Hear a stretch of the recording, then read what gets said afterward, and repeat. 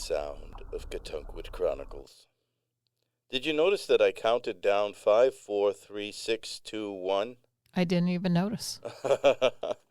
I think I'm a little off today. I had the shot. I had the COVID shot. You Are you did. still doing those?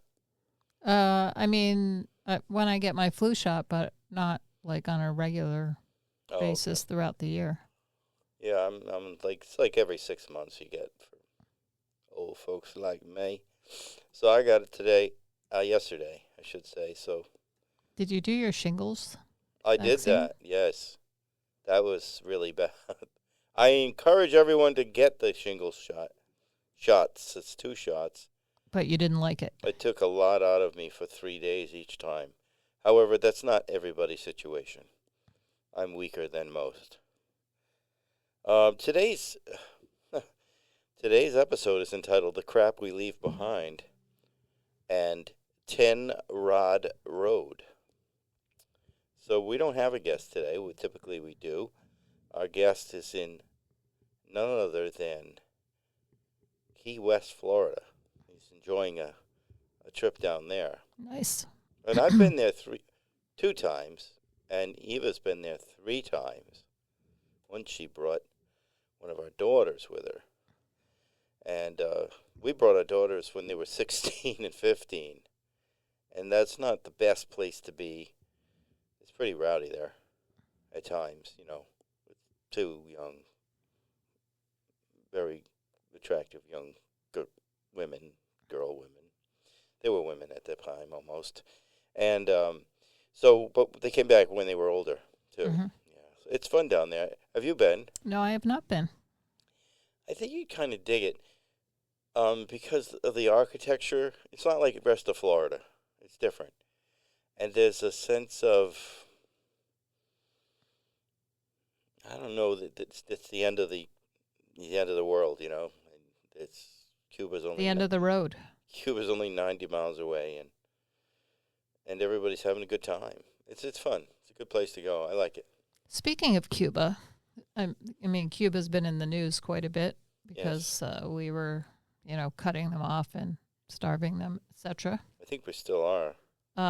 So anyway, because it's been in the news, the gulf of water between us and Cuba, or to the side there, whatever, has been referenced many times, and it has been called the Gulf of Mexico, which is its actual name. So what happened to the renaming? Oh, I am not certain about that. I think they took the eye off the ball. They're more interested in It's like everything else they do. Playing war now. 1 minute they're saying one thing, and the next minute they're It's like the dog who's constantly saying squirrel, only the squirrel is always a new thing. I thought that Trump was bombastic, but this guy, Hegseth, who's in charge of what they call it, the Division of War or something. Mm-hmm. It used to be defense. Now we're doing the war. And he is like a child with a lot of new toys. They're both like children. Yeah, that's very troubling. It's time for them to go. It's time for those Republicans to stand up for what's right. We need some profiles in courage. We've talked about this a little bit in the past episodes. And Kennedy wrote a book called Profiles in Courage, of course, and they were all related to the political courage that comes from taking a risk. And mm-hmm. And I don't know, they're just clutching onto their power. They don't want to take a risk. But, when the president of a country says that he's going to wipe out an entire civilization, I think it's time for him to go. Particularly because this particular president has been, pretty much like saying something one day and just doing that, like doing it, like a lot of times, Without checking with anybody. Yeah, right. And he doesn't take any advice from anyone, I don't think. It's weird. It's weird. So are there things like the title of the show today is "The Crap We Leave Behind." Are there things in your life that you've left behind that are either things or experiences or relationships that you've left behind in your life. Intentionally or but Uh, accidentally. uh, well, sometimes they're with intent, right? A relationship might be intentionally ended, or whatever. I mean, it's an open question, so you can answer it any way you'd like. I can tell you that my children have left many things behind in my home, which is causing me great grief. Oh, because you're doing the Swedish cleansing at this point in your life. And yeah, it's just a big project when people just leave their stuff and don't want it. Yeah, there's truth in that. We're in this. It's almost weekly that Eva says, "I think we should clean the cellar." And now I'm thinking, we've done this many, many times, and there's really the rest of the stuff is stuff that we, items that we thought our daughters might want, or they've expressed that they wanted, but they don't But have. haven't come to get. But they don't have homes that can handle these kinds of things, and you just hate to throw things out that are maybe precious to them. And then there's also the things we inherit, right? So from our folks that have passed, in my case, both of them, and also with Eva. So it's troubling, because you hate to throw out that thing that was so special to someone back when. But it not necessarily special to the other. I think this to is the a other problem spouse. that you and I have, but some people, like my mother, for instance, never had this problem. Oh, I mean, things would just disappear. Oh, that's interesting. And I have some friends like that too. Gone. Oh, good. Maybe they're better off. So I need that skill. Well, you have a big enough home, I think, to No, to that's house these terrible. things. You just. And I have a small home, so I'm glad I don't have a huge home. I have a sister-in-law who I admire for many reasons, but she said that at one point she wasn't able to do it, but she tried. Was to get down to 100 things. I think we talked about this briefly, and owning only 100 things, And if you take it too crazy, like you could consider, like for me, owning one wardrobe is probably all the clothes, Mhm. and then get rid of some that don't fit or that are out of style. But she was more specific about it, so everything counted, and it was it was too hard to If do. you could get to that, I think that would be really nice. Mm. Well, we'd all be like clear-minded Yeah. because you're constantly like trying to keep your stuff and move your stuff and keep monitor your stuff, make sure so nobody's stealing your stuff. Let's get on with it, right? If I get rid of my mailbox, that would help. Oh, because there's a lot of things mailed to you.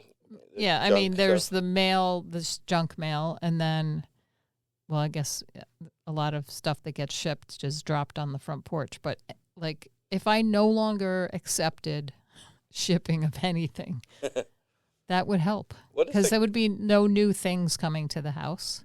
Oh, well, because you're not going to go out and go to a store and get them. Well, I could, but usually that's the problem. It's so easy now to order things online. Click. Yeah.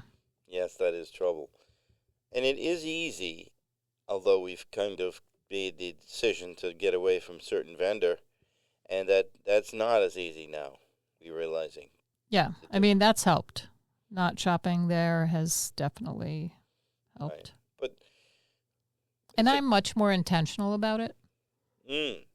But, the junk mail bothers me. The catalogs. I call these companies and I say, stop sending them, and they still send them. I feel the same way. And are you getting a lot of one type of specific catalog or announcement? Well, it depends on the time of year. So now I'm getting like seed catalogs and plant. Right. As catalogs. Soon as I turn 60, Oh, no. everybody's sending me cruise information, right? So I'm now 66, so I've been getting 6 years of cruise cruises. I And don't they're think I've gotten. elaborate books I with don't think I've gotten any pictures and- cruise. Did you ever go on a cruise? Somehow Never. How did you get on their mailing list? Probably AARP or AAA, AAA, Mhm. perhaps, sold my information. I'm not sure. I'm not going to demonize them, either of those groups, but whatever. I just recently signed up for the AARP. I haven't used anything yet, but there seems to be a lot of things that I could use if I were to be interested in using them. I'm going to find out very shortly. Time to buy some new golf clubs after 35 years. I And think the technology's- AARP sells golf clubs? I don't know. I'm going to find out. Oh, boy, it's fun to be back together again. Let's do some of this.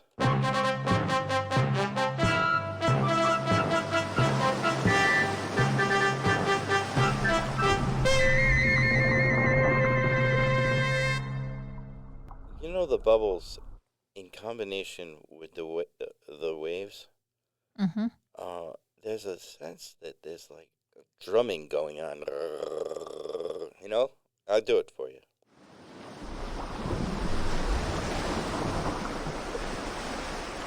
Maybe not. It's kind of like, depending on when you introduce Oh, the yes, bubbles, it's yes. like you're at the beach standing in the water and then you dive under a wave and it goes from that hearing the wave from above to hearing it underwater as bubbles. Oh, I see. I'm going to visit my aunt who lives in upstate New York, and my cousins live in that area near Albany, and we're staying up there just for an overnighter, but I'm really looking forward to it. She's a real inspirational aunt, Aunt Sandra, and she has been, like, she's aging, as we all are, and my cousins we lost another aunt recently, and so we're all visiting to get, we're taking the time to visit because we do care a lot about each other. We don't see each other as often as we'd like.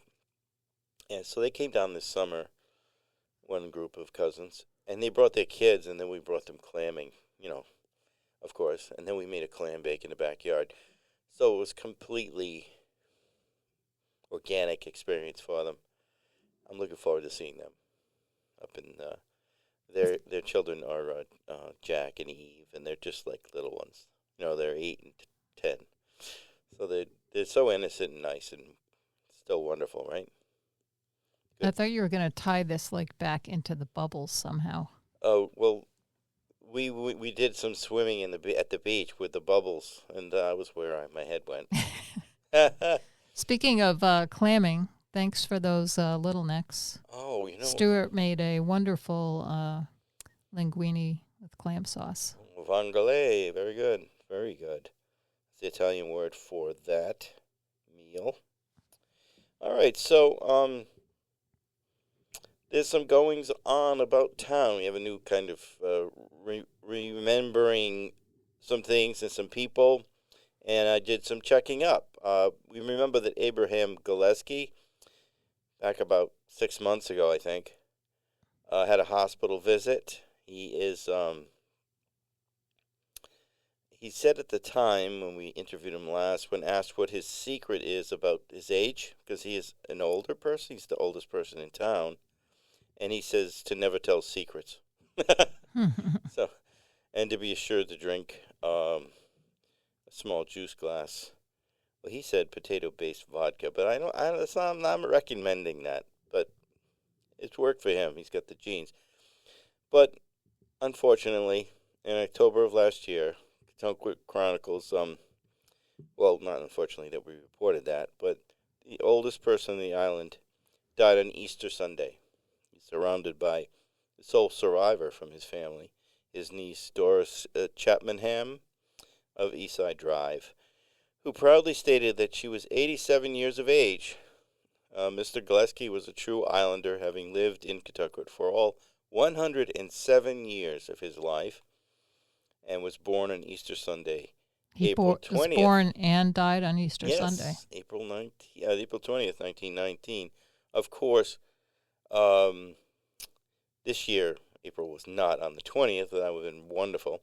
During a freak snowstorm that left Catawba with 7 inches of snow, according to previous interviews with Mr. Gillespie.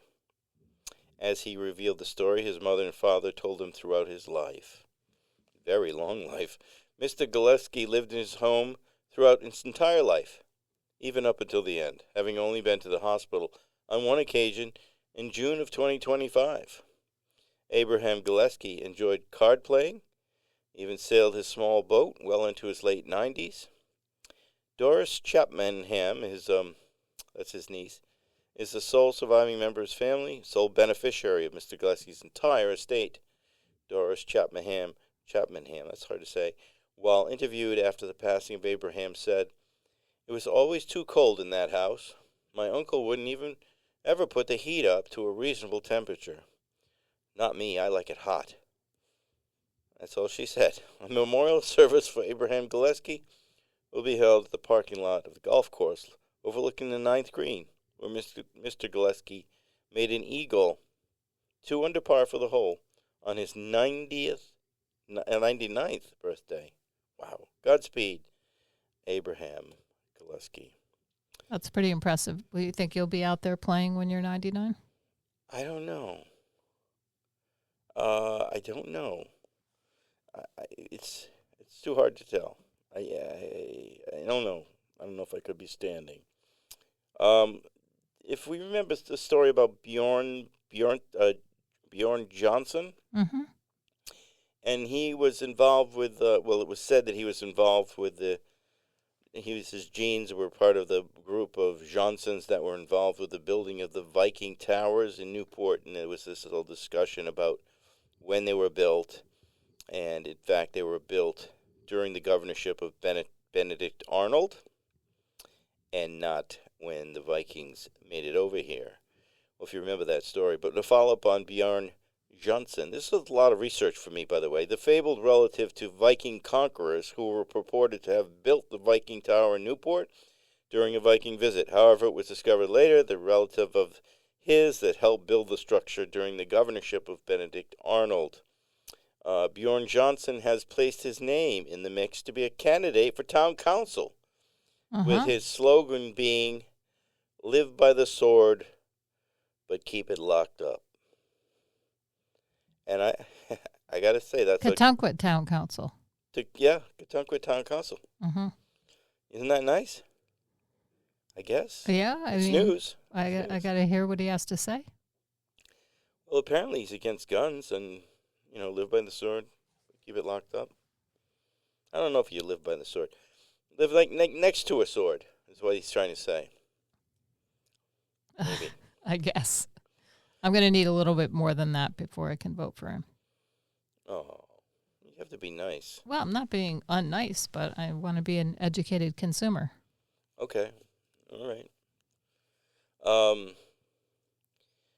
Remember Tony Sponatonis, 23 years old, formerly of Alger Drive, North End, near the clubhouse. He was in this play, Highway 5, Broadway play, I'm saying. And that was really big news back then. And it was a real great play. And then the news is that Tony Spontaneous' Broadway breakthrough was short-lived. While the play is still doing well, Mr. Spontaneous left the cast due to misunderstanding with the director. Seems that Mr. Spontaneous, while on the set, was more flirtatious than was appropriate with a member of the cast, who happened to be the director Burt Morrow's love interest. Mr. Spontaneous has landed a new job in New York City. Hasn't, in New York City yet, as reported to James Allen, reporter at large. It's kind of sad news. I'm sorry for Tony. Sorry about that. He's a promising career. He'll figure it out. It's hard, though, once you get listed like that as flirtatious. Oh, and remember Jack DeSanter, a local Katunkwitonian commercial fin fisherman. He's a blue fisherman, and he was saying that the bluefish didn't show up. And they should have showed up. By the point, it was like October when he said this. The follow-up is that Jack DeSanter, local Finn fisherman, reported to me while I was at a coffee shop that the bluefish never came in. He's been fishing for 50 years. There's never been a year where no bluefish entered Rhode Island Sound. Mr. DeSanter blamed it on climate change or the recently installed wind turbines. I wonder if the two are mutually exclusive or not. Did you see any bluefish? I did not. That was a really strange year. Hmm. And I usually see that kind of thing. There were stripers around, but there were not the bluefish. Maybe they I don't know. Perhaps they went to Martha's Vineyard this year instead of Rhode Island. Oh, remember Tellis Minor of Newport, formerly of Anson Drive near the Pierogi Islands? He contacted Kentucky Chronicles to make us aware of a correction. As Tellis indicated, quotation marks in parentheses followed by exclamation point, that Boris Schweinman was not a member of the Elks Club in 1766 and therefore not in attendance during the Elks' trip to Pawtucket when the famous dam on the Blackstone River burst its coffers and came down through Pawtucket and then through Central Falls. Tellis still believes that Boris Schweinman is a fraud, even though there's no reason to believe otherwise, that this was true. So I don't know. It was in the paper. Wednesday Night Live at the Ganny. Once again, a huge success last month. And I noticed that Stewart was putting on a show. Stewart did come, did go, but I did not. Stewart's picking up some stage presence, I noticed. He's working on it. He really seems to be enjoying his whole scene. His music's good, and he's like a featured accompaniment performer with a lot of the acts. It's wonderful. So hey, Stewart, picking up some of those Ricky genes. Well. James Allen continues to co-host Wednesday Night Live at the Ganny. And this month, April 15th, tax night. Come on out, 6:30 if you're going to sign up, and then 7 o'clock we start. Go to 9:30 at the Ganny, and that's in the other town there, Jamestown, just south of us. And I'll be there doing my thing, making you laugh and having a good time. Do you laugh at me when I'm there? Or are you laughing with me or at me? Or because of me? I do laugh.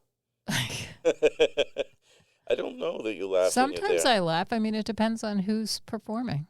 Oh, yeah. Well, I was talking mostly about myself. Oh, you? I usually laugh at you. Good.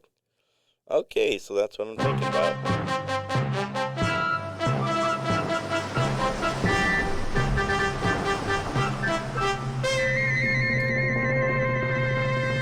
You know, sometimes you really do hurt me. I do appreciate you so much, and then you hurt me. You just cut me hard. And not easy being me, you know, over here with the great one across the way there. All right, so Eva and I went to the gluten-free, dairy-free festival at Water Place Center in Providence. Why? I don't know. It was like we got some tickets for some other folks that were gluten-free, and they had changed their minds by the time that the event came around. Mm-hmm. And so we went on our own, and we gave the tickets away at the gate for somebody that needed it. So you didn't go in? Some celiac person. We did go in. We gave the other two you tickets. had extra. So we had 4. Okay. We should have brought you. There was some really good beer there that they make now that has nothing to do with wheat. Mm-hmm. Wonderful. Not just that you have to drink beer incessantly, but the other things were good too. And we found many things that we really enjoyed and liked, and even brought some things home for that most recent holiday. So, really fun. It was a great success, but it cost me a fucking fortune. I mean, nothing free. Nothing free there. Ticket. What do you get for the ticket? Only the gluten is free and the dairy's free. But you get something for your ticket, though, usually when you go to that there's place. Plenty of samples. Yeah. We actually bought some things that we could eat, but it really wasn't necessary. There was plenty of people giving out enough food. But when you eat in that manner, when you're eating multiple things from different purveyors, undoubtedly, like, you get kind of a stomach ache because it's like too much of too many different things, right? Mm-hmm. But I really did enjoy. Oh, they had a cheesecake that was amazing, but not made from. It was made from plants. Oh, it's really good. We brought those home for a holiday, and that's what cost us a fortune. Do you ever hear the people say the phrase, "One of my best friends"? Yeah. One of my best friends. You're saying you can only have one I'm best just friend? saying, how can this be? Can we discuss this? Can we discuss? Come on. I discuss have heard this. it many times. I'm not going to be nitpicky about whether it Do should you be. say it? You don't have No. anybody. I don't have any friends, You don't so have any- it's not. you don't have It's any not an issue Nobody for can me. hang with you. You're very intimidating for women. You know that, right? Well, and men. This man, for sure. But, Stewart hangs in, and he's got Ricky to hold him up. So that works out good. You need two men. But is it good or bad, Well, let's put it this way. Maybe it's not correct to say one of my best friends, but it's good if you have enough friends that you think are your best friends that they're in a group. Yes, among closest friends, perhaps. Yeah, I mean, it'd be more correct to say one of my closest friends. Am I being nitpicky again, just as Yes. I am when people say, and it is prevalent when people say this all the time to me. It just goes right up my backside. You know what it is. I don't. Have a good one. Oh. I can't do it. I mean, we talked about this on the show. I have a hard time with this. I really do. I've actually called Because you don't know some people out. what the thing is you're supposed to have a good time with? Is have it a the good- numeral one? Is it have a good piss? Is it have a good... I don't know. Have a good one. Have a good one. Have a good numeral. I don't know. I know what they're I think saying. it's supposed to be encompassing everything. Have a good everything. I'm going to say that in response now. You have a good everything. Or maybe it's not everything, but have a good whatever you're going to do next. Yeah, okay. Well, say that then. But it's so prevalent. It makes me sick. You could just say, enjoy the rest of your day. I will. All right, a little bit of this. We're going to only do a little bit.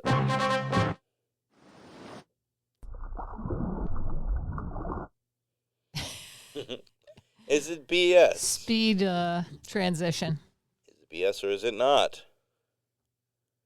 We're going to talk a little bit about, do you ever notice that there's a road in North Kingstown called 10 Rod Road, North Kingstown, Rhode Island, and it's wider than most roads. It originally was 160 feet wide and extended through Exeter into Connecticut state line. Is it 10 rods wide? It is 10 rods wide. And that's what a rod is, so 16 and a half feet actually, so it's not quite accurate. And what does that come from? I did leave some stuff down here a little bit further down on your notes, but you never read them. It was a key artery for cattle, sheep, and horses. So people would bring their horses and their cattle and all that stuff down to Wickford, Rhode Island, where this ships would come in, and then they bring all this stuff over to England. But you want to know more about rods. Oh, a rod was an archaic unit of measure, but it doesn't really say, like, why. Why was it 16 feet? It's just like a knot, right? A knot is not the same as a mile per hour. You know that, right? Yeah, but wasn't it called Slightly a knot more. something about because you had the knots on the line? You had the knots in the line. Yeah. And they used to throw the knotted line off the back of the ship, and then however number of knots showed would tell you how Right. fast you were going. And that's explains why it's called a knot. It doesn't really explain why a knot is as long as it is. No, but how about a rod? Like this rod. I don't know. But because, the other thing is that the mill there was the Rodman Mill, Oh, which maybe. is not obviously related, but No. it is kind of I guess it's a coincidence. Well, Dennis Rodman was a good rebounder. And It's a different Rodman. goofy dude who has a wonderful daughter who is playing professional soccer and plays for our national team. And she's Tiffany, I think, is her name. I think she's No, I amazing. didn't know that. She is quite the athlete and speedy. She's very quick. Well, her dad was a great athlete, let's face it. He just had And a character. He's a real twister. He showed up with Kim Jong-il there. What's his name? I don't know. Kim Jong-il. The guy. God, I forgot about that. North Korea. He was over there hanging out with him. He pulled kind of a Jane Fonda move there. Like Jane did that with the North Vietnamese. But hers was more of a protest. I think Rodman was just looking to party. Perhaps. I don't know.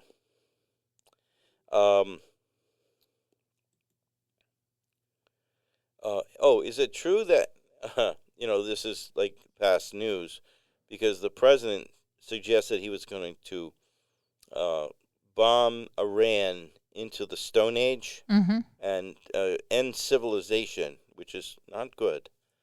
And remember when he was doing that whole thing about he was going to ask Mexico to pay for the wall? Mm-hmm. I was wondering if he was going to bomb them into submission, end civilization, and then ask him to pay for it. Well, he's probably not going to pay for it. And when he pays for it, it's only us that's paying for it anyway. I don't want to pay for war if I can avoid it at any cost. Oh, you're already I paying give for credit it. to the dudes and ladies that are out there, service people doing their jobs, and hopefully they have good set of moral, and I know they have a good set of moral character for the most part, and they're going to make good decisions when the president asks them to do something that's not appropriate to the immoral, I should say. And you don't bomb anybody to the, what's it called? The Stone Age? My God. Gonna do bubbles.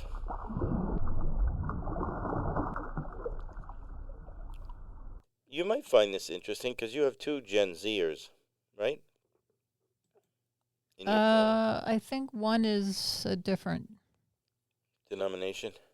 different generation. It's a different letter. I don't know all the Cutoffs? I don't know either. I know one is on the other side of that line. Let's put it that way. What are your kids? Z. They're Oh, Z. so I have one Z and one, I guess, millennial. Oh, isn't that nice? It's good we have kids that we can talk about. What else would we talk about otherwise? Bicycling. I went bicycling today. Got a ride in. It was cold, though. Yeah, it was cold this morning. I didn't go this morning. This morning, here's my weather report. It was winter this morning. Definitely a brisk ride in. And even though it's not technically winter, it was winter this morning. The only reason you could tell that it was spring is the emergence of the daffodils and the potholes. Yeah, they emerge. They grow. Yeah, spring is when they really, the ground thaws changes. out and I brought some forsythia in though. Bang! The whole house was yellow suddenly. So that was really a good move. I got good credit for that. And then someone visiting us,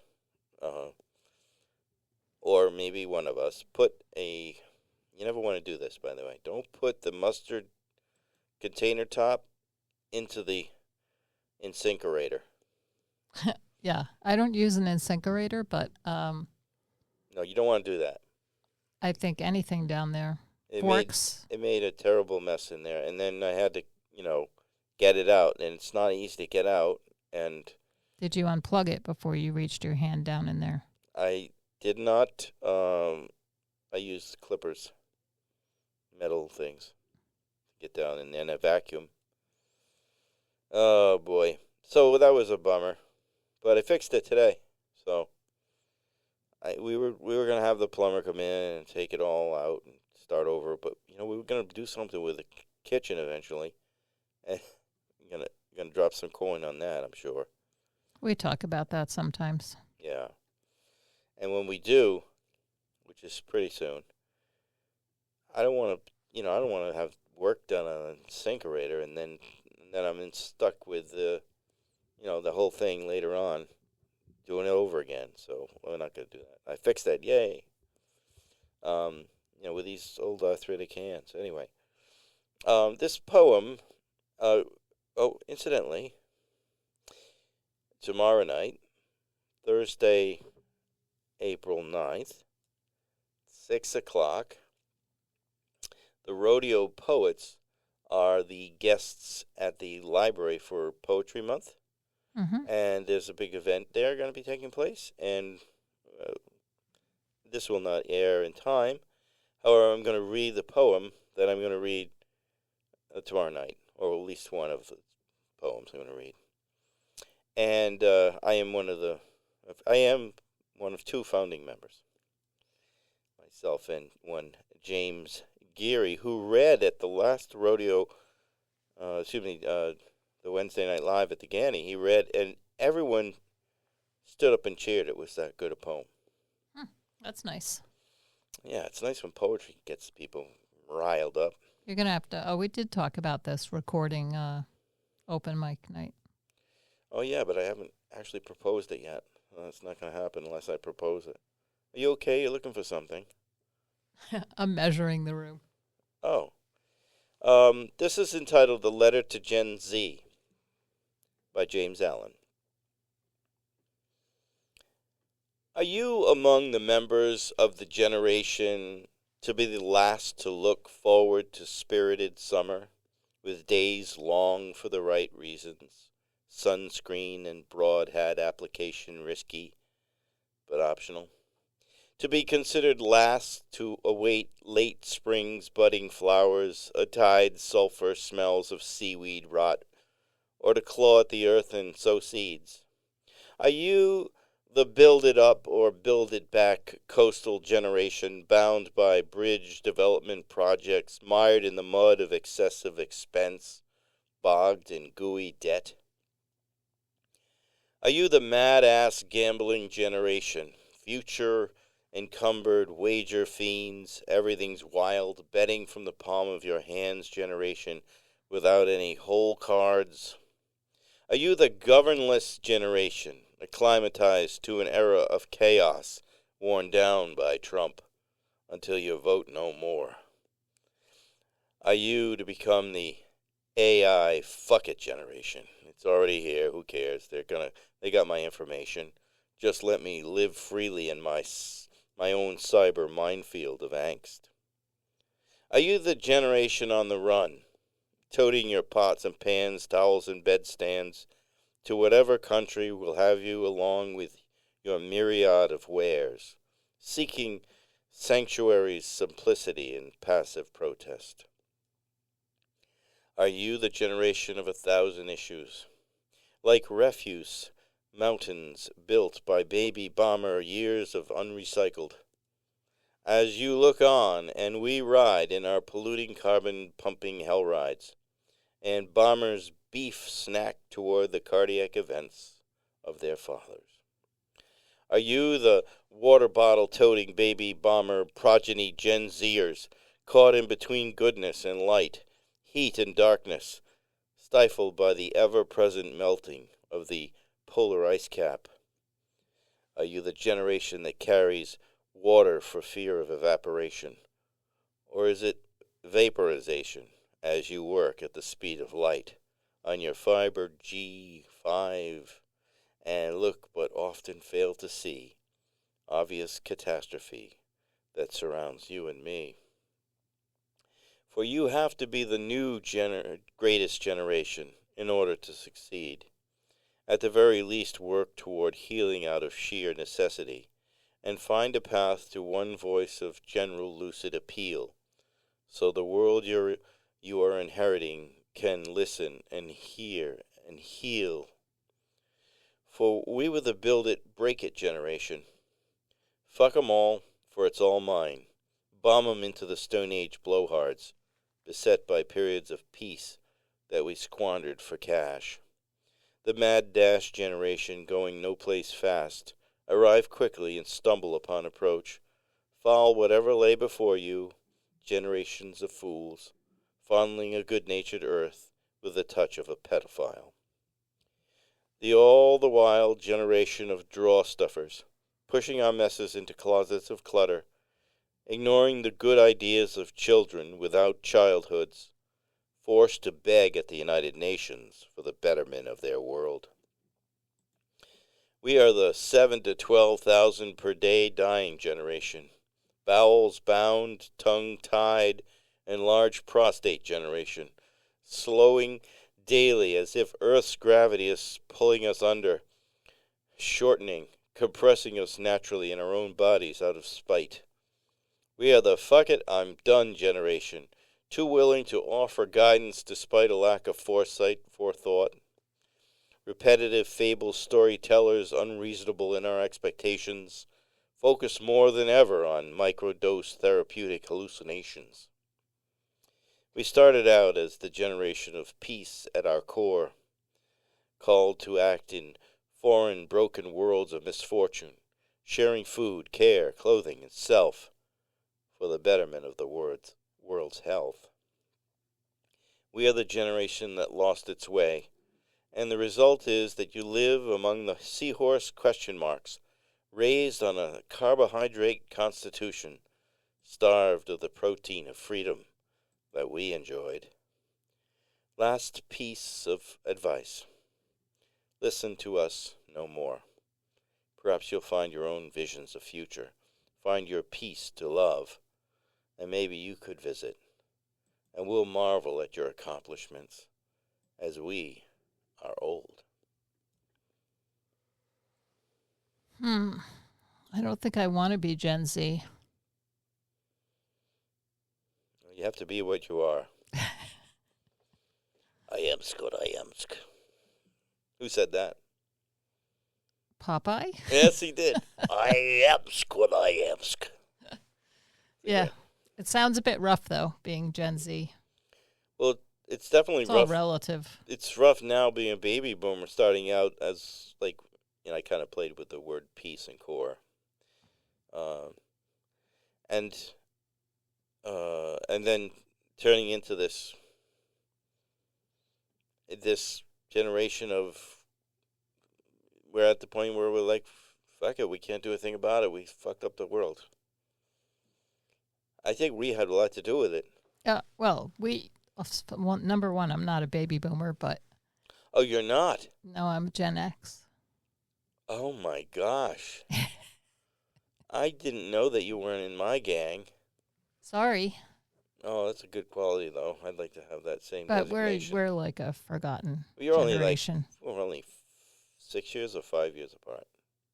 5.5, right? Something like that. Yeah. Because you're at the tail end of the baby boomers. Oh, yeah.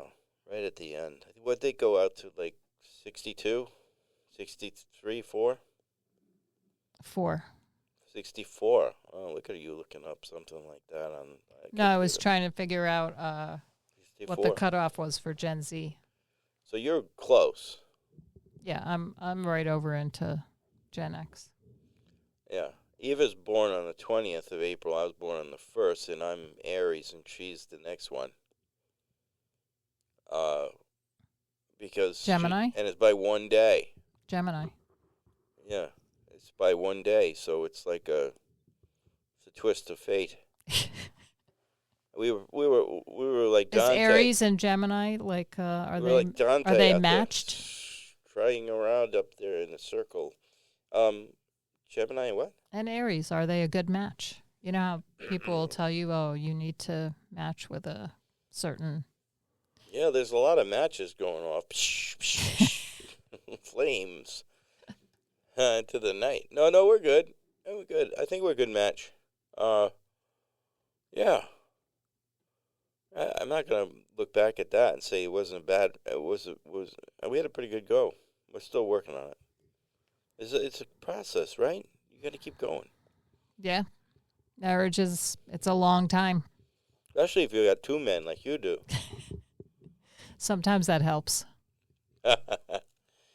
Oh, you're a good woman, you are. You're such a good woman, you are. All right, so just a quick one of these. Just do bubbles. Does make me want to swim. I did go swimming the other day. Outside. On Easter, yeah.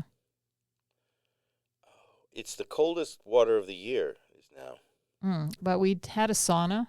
We had a portable sauna for Easter. You bought it? No, you can rent it.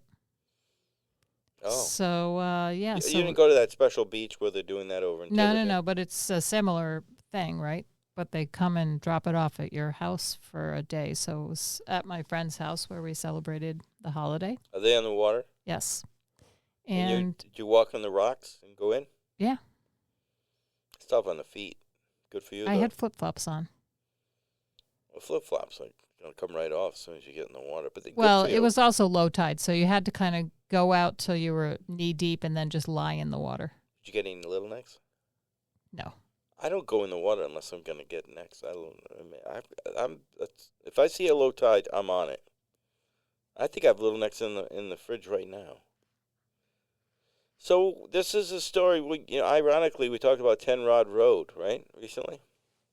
Like a few minutes ago? Yeah. Okay, so this is called 10 Rod Road. And, it's not too much about the road. It's more about people that walk through life. Sometimes they don't communicate as much as others. And then there's some big surprises in this one, perhaps. We'll see what you think. The road to let's start over. Check change. The road to Wickford, 10 Rod Road, was wide. Eamon Harmon wondered why as he rode his bicycle in the clearly marked bicycle lane. He'd biked almost all the way to Connecticut from Wickford, Rhode Island, along 10 Rod Road, beyond its markings as such. When it becomes a Route 103 and then Route 165 out in Exeter, Rhode Island, many times. And he'd done this many times. But just this time, he pondered the question about the 10 Rod Road. His 70-mile round trip was exhausting. He was well into a full sweat when he stopped at the light just outside of his town upon return to Wickford, Rhode Island, sweating profusely despite the cold, early April, windy, damp, dark conditions in New England. Eamon would be glad to cradle a warm cup of coffee at Northeast Coffee and Tea Emporium, as he always did upon return. Good workout, he told himself, as he awaited the turn of the light. The last stretch required little more than a few turns of the pedals as Eamon coasted to the newly placed tiny rotary at the southeasternmost end of town. Northeast Emporium was only a few minutes away, and Eamon was eager to find a warm corner of the coffee shop. When he opened the door, the owner, Stephanie, yelled, "No bike shoes on the wood floor. Nope, no shoes on the floor." She yelled louder while waving her right arm, as if to shoo him away. Eamon closed the door, emptied his knapsack on the sidewalk, and removed his Crocs from the pile and exchanged them for his biking shoes. He thought he should have just left, but he was cold and he liked Northeast Emporium's coffee with extra cream and sugar after a ride, along with a roast turkey Thanksgiving sandwich with extra dressing, extra mayo, and extra cranberry sauce. Even though she's a bitch, the owner knows how to make a sandwich.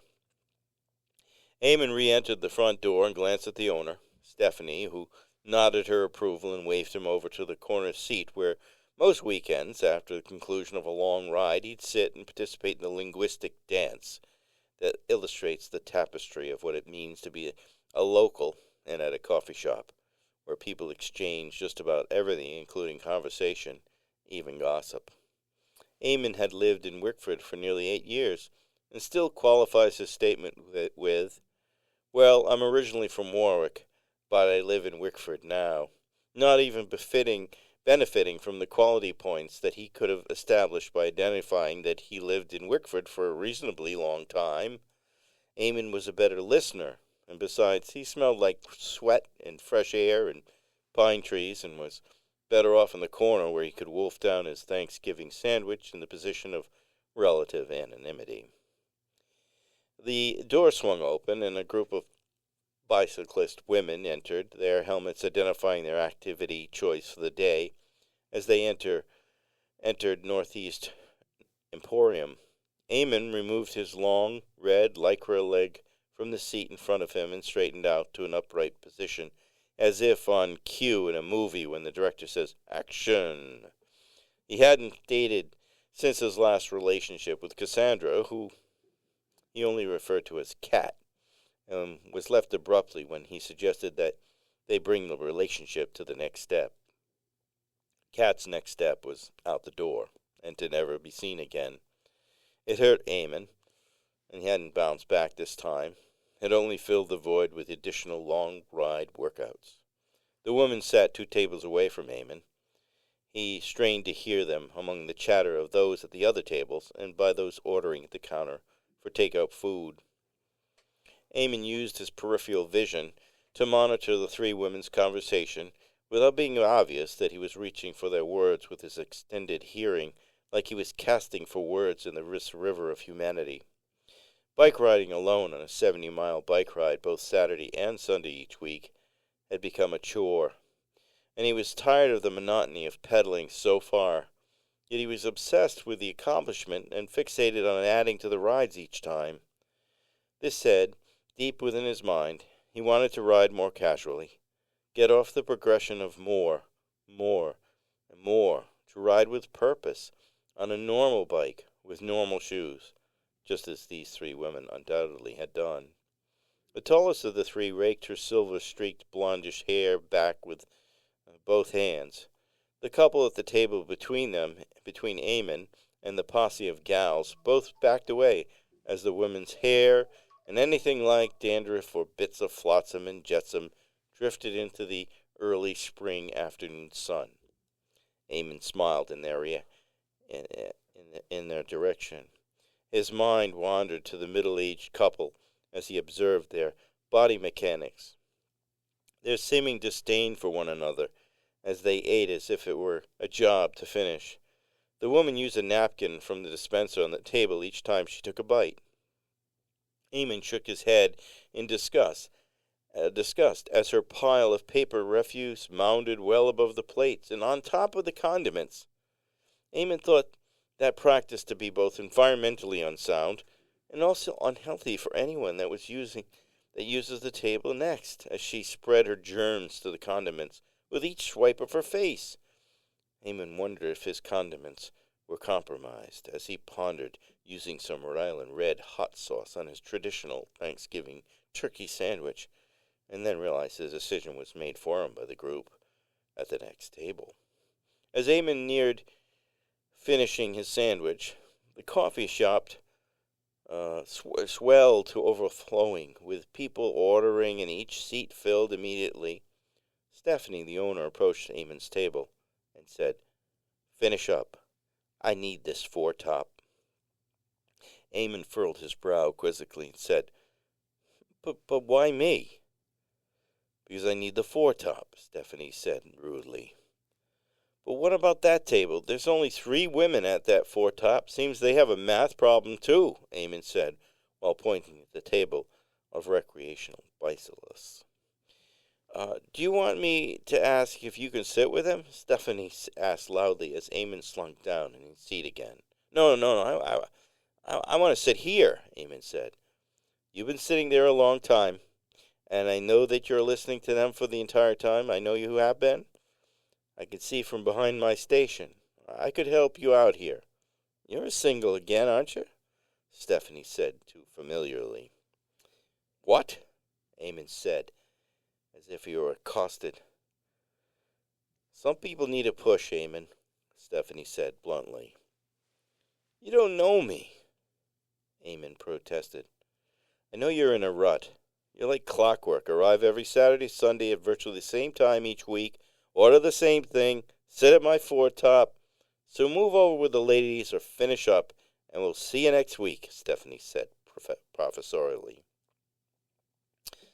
All right, I'll finish up, Eamon said, while stuffing the remaining sandwich in his mouth as he gathered the stuffing and mayo and cranberry sauce that had liberated itself from within the 2 pieces of bread and shoved it in his mouth, while wiping his mouth and hands just after this feat of culinary injustice. Wipe your mouth. Some of it's in your beard, Stephanie mothered him further. I'm heading over. Be ready, and sit up straight. Eamon put his light green fleece on, and then his knapsack, wiped his mouth a last time with an already used-up napkin to help save the environment. He reasoned that he was obligated to make up for the imbalance in napkin use based upon the couple's inordinate volume of use that were sitting next to him in the two-top. Eamon brushed by Stephanie as she stood at the table crowded with the three helmets, taking up much of the space. Where are you going? I have a hot maca coming out for you. Just looks like you like it. And those young ladies have a seat for you, Stephanie said as she pointed at the empty chair and the 2 of the 3 ladies. I'm good. I'm finished. You have your table, Stephanie. It's cool, Eamon said uncharacteristically, as he never used common language when he spoke in public. Sit with us. Please, sit with us, the shorter of the 3, who was wearing an Ed Sheeran t-shirt, insisted. The other 2 women nodded their heads in agreement with their friends, encouraging their friend with excessive enthusiasm that to Eamon seemed disingenuous and maybe an indication of the Ed Sheeran t-shirted gal's lack of experience. Or perhaps they, too, liked the look of Eamon. He wasn't sure of their intent, and he was somewhat determined to be courteous and just leave. I'm too sweaty. I just finished a ride, Eamon stated. We just finished a ride, too, the taller woman, with silver-streaked blonde hair and a gold chain across around her neck, that Eamon at first missed and then fixated on as he caught himself staring. The woman seated centrally cast a wry and kind of seductive smile at Eamon. Eamon noticed she was seated with her legs slightly open, and he tried to not look twice, because he's aware that women are hyper-vigilant, and they monitor that bit of their anatomy regularly. Even the faintest glance from a man to that area can sometimes bring on the most virulent responses, including words like pervert or perv, or worse yet, you fucking perv, stop looking at my dress. Eamon hadn't experienced this level of reaction, but he'd felt the disgust from a woman on a few occasions, and he was certain he didn't want to bring on that response. Eamon thought it must be difficult to wear a dress and never provide even a glimpse of a woman's area to even an unsuspecting and innocent-glancing, perfectly savory man. The woman adjusted her legs and sat up straight and said, I like sweaty men. The Ed Sheeran t-shirted woman furled her brow angrily. Myra's just kidding. I'm Melanie, and this is Sintra. The least confident of women. She clarified all this stuff. Her name is Myra. Sintra raked her hair again in the direction of the couple seated beside them as they covered their tiramisu desserts with napkins, as they anticipated a second raking from Sintra. Eamon perked up and asked Sintra, Are you aware of the derivation of your name? Oddly, Melanie answered for Sintra just as Sintra was about to speak. No, she's not aware of the derivation of her name. He's so cute. Isn't he cute? She asked the others. Oh, definitely cute, Sintra said as Eamon blushed noticeably. Are you going to sit down? Melanie asked. I'm no longer hungry, Eamon said without thinking. If she said, just think about this. She said this, okay. Just think about this. If she asked, Do you want to have a threesome? Would you sit your ass down? Myra asked. Myra, come on, please, Melanie said. Eamon shook his head, but his body language and his mind weren't working in conjunction, so his head looked like a bobble head atop his shoulders as he expressed a shake not going wild, resulting in like a bobblehead. You struck a nerve with Melanie's man friend, old Myra. Now haven't you? Sintra said. Eamon sat down abruptly as the lycra in his crotch stretched, and his thoughts wandered to the point of fantasy with any one of these women, never mind all three. Eamon blurted out, It's a city near Lisbon in Portugal where 3 castles are located that house many kings of Portugal and their queens and princesses and princes, and Eamon said nervously as he accepted his hot matcha from Stephanie. Stephanie winked at Eamon, and for a moment he thought he must have had the magic touch today, or that Stephanie was serving up a horny potion today in her coffee. Stephanie secretly put up 3 fingers as she drifted away to her station behind the counter. Eamon wondered what she meant for a moment, but then he knew instantly what she referred to with her gesture. The elephant in the room. The threesome. Sintra was fascinated with the connection to the Portuguese dynasty, and at first leveled her chin, and then raised it slightly to a point that anyone would notice to be too high.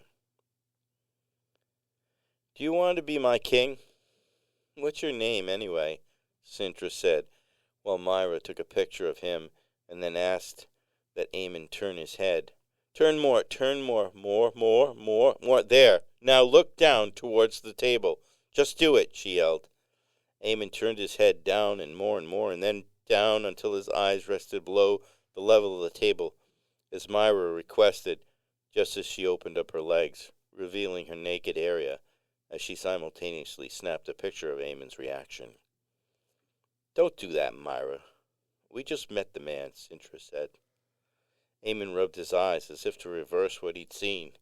He was certain that he wasn't ready for this meeting. This isn't fair. This is my turn, and you two have known that from the start, Myra. Are you an absolute cad? Melanie announced. What the hell are you doing? Eamon asked. We haven't done anything, Melanie expressed delicately. Yet, Myra said. Give her a chance, will you, Myra? Sintra expressed loudly. Everything's okay over there.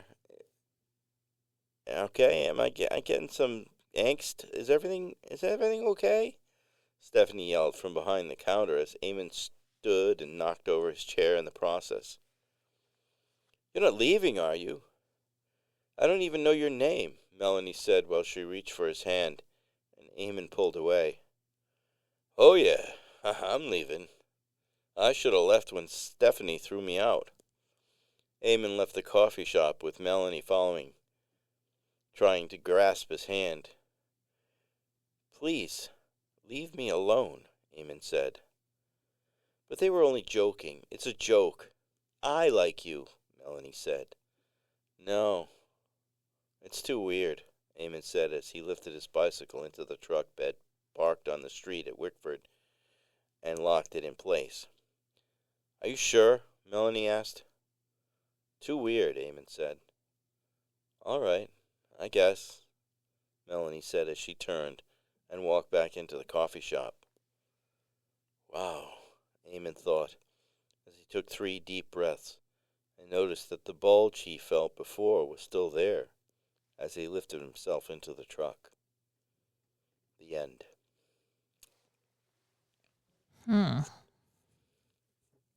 Is that the sort of stuff that happens at coffee shops you frequent? I'm not a member of the Gen Z group. Oh, this was also a Gen Z story. Well, I don't know. It's younger than me, for sure. This guy's been bounced around a bit. He's probably 30. Yeah, that would put him doing 70-mile bike rides. Just about Gen Z. Yeah. So these women were out on a casual recreational bike ride, and then they drank too much coffee, apparently. There were no cell phones. There was. Took a picture. Oh, took a picture. Okay. Yeah. Sometimes cell phones can be really intrusive in a story, right? Because, there's texting and there's all Yeah, that yeah. shit It was going just on. sort of when I pictured the whole scene, I suddenly realized that, the typical coffee shop scene would be all three of those girls have their Yeah. cell phone in their hands. But they were very interested in this guy. And what do you think? What do you think that their intent was to have this threesome? I think they were just messing with him. Do you think that Melanie was truly interested? The Melanie character was not the one who's opening up her legs and showing him the chooch. Yeah, I mean, it's possible, or she just felt bad. I think what led, I wrote the stuff, so I kind of know, but one of the keys there is that it's her turn. Yeah, that makes me think they've been messing with plenty of people. And maybe one of them is responsible to entice the subject Yeah. for the some kind of devilment. Mm-hmm. Well, that's my story for today. I'm sticking by it. And it just takes place just over the bridge. Just over the bridge from Kentucky. Mm-hmm. Of course, there's no reality in any of this. This is just like fanciful kind of writing for me. The reality is that those places all exist and the road exists, and any connection to 10 Rod Road, a wide road. You mean, do I have any connection to Ten Rod No, Road? but the story. Oh, the story. Well, connects. only, I mean, yeah, he rides down Ten Rod Road. Yeah. And we don't know where the women were riding. No. It never gets that far. Yeah. Yeah. All right. There you have it. So that's going to wrap up our day together. I'm pretty certain it's time to go anyway. And I'm going to get you home so you can do some planting or something. I planted yesterday a little bit. You did? What'd you plant? I have one of those, like, stand-up beds, So it was small. It's small. But I planted a whole bunch of things. I even planted okra. Who knows? And I planted, some of the weed seeds came back up, so I have a couple of little guys. Mm-hmm. I hope they're girls or guys. I can't remember. I think we had to get rid of the male, so hopefully they're all females. Who knows?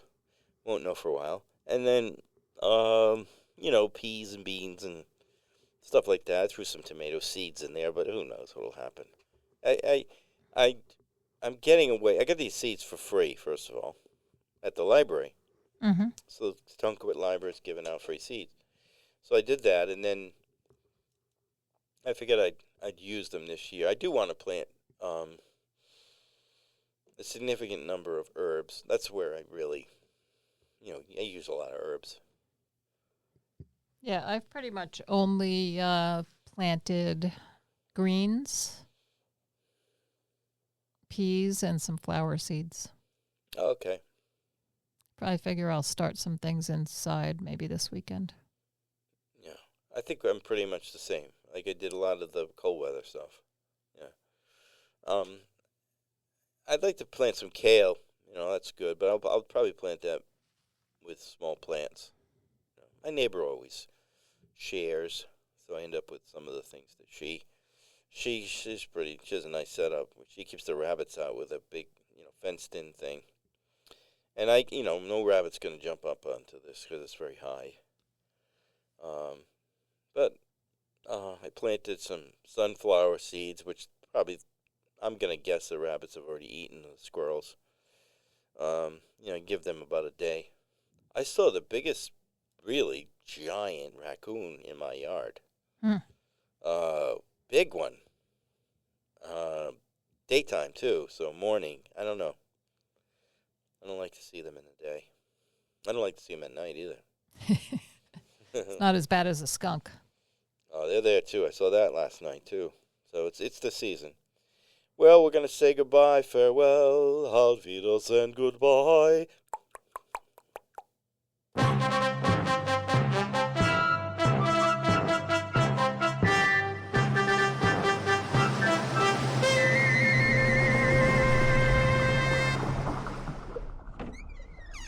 See you later. See you later, and thanks for stopping by.